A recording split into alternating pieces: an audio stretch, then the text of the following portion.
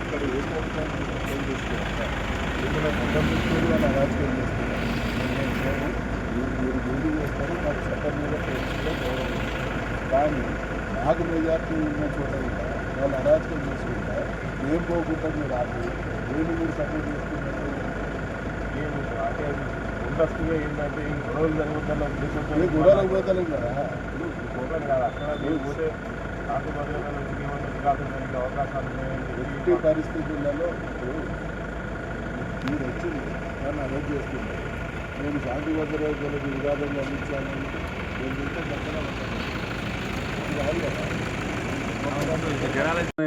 నీచమైన అరాచక రాజకీయానికి తెరతీసి అనేక మున్సిపాలిటీలలో రకరకాల ప్రలోభాల ద్వారా అధికార యంత్రాంగాన్ని పూర్తి స్థాయిలో దుర్వినియోగం చేసి గెలుచుకున్నప్పటికీ ఏర్పడినటువంటి స్థానాల్లో ఒక భయానకమైనటువంటి వాతావరణాన్ని సృష్టించి బీఆర్ఎస్ పరంగా గెలిచినటువంటి వాళ్ళను చిన్నాభిన్నం చేసి ప్రలోభ పెట్టి ఎత్తుకుపోయి వాళ్ళకు మెజార్టీ లేకుండా దొడ్డిదారిలో గెలుచుకునేటువంటి ప్రయత్నం చేస్తా ఉన్నది. దీన్ని తీవ్రంగా ఖండిస్తా ఉన్నాం.